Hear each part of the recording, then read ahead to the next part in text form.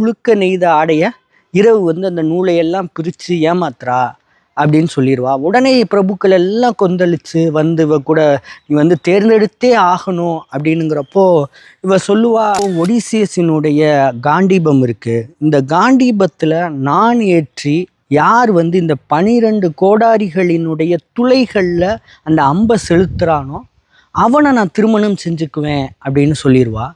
அது ஒடிசியஸினுடைய காண்டீபத்தை யாராலும் நாணேற்ற முடியாது. அதை வளைச்சு நாணேற்றது அப்படின்னுங்கிறது அது ஒடிசியஸால் மட்டும்தான் முடியும். எல்லாரும் முயற்சிப்பாங்க, முடியாது. திருப்பி வந்து இவ வந்து அந்த காத்திருப்பில் இருப்பா. ஒடிசியஸ் ஒரு நாள் வந்து நாடு திரும்புவான். ஒரு பிச்சைக்கார கோலத்தில் வந்து அவன் நாடு திரும்புவான்.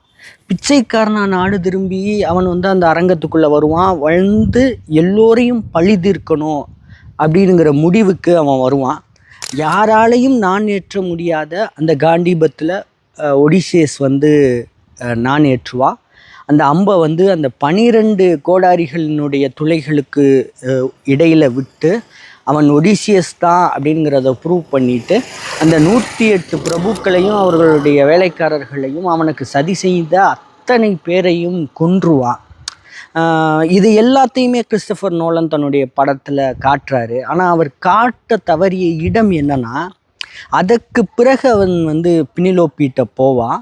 அப்பையும் பினிலோப்பி வந்து இவன் ஒடிசியஸ் தானா அப்படின்னுங்கிறத வந்து அவன் வந்து சந்தேகப்படுவா.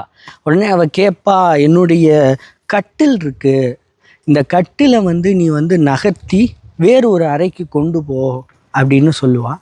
அப்போது ஒடிசியஸ் சொல்லுவான், அது கண்டிப்பாக முடியாது அப்படின்மா.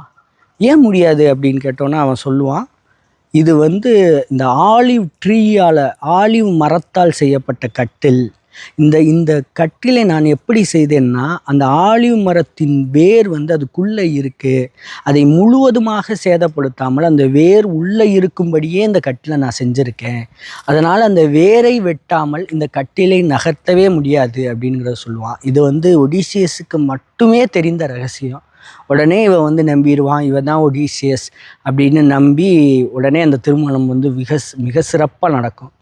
இது வந்து இந்த கட்டில், அதுக்கு கீழே இருக்கிற அந்த வேருனுங்கிறது வந்து ஒரு சாதாரண விஷயம் இல்லை. அது வந்து ஒரு மெட்டஃபர், ஒரு குறியீடு, ஒரு உறவுனுங்கிறது. அதனுடைய வேர்னுங்கிறது எவ்வளவு ஆழமாக இருக்கணும், அதுவும் குறிப்பாக வந்து கணவன் மனைவியினுடைய உறவின் வேர் வந்து அது வந்து எவ்வளவு ஆழமாக இருக்கணும் அந்த பிணைப்பின் வேர் அப்படின்னு சொல்கிற குறியீடு.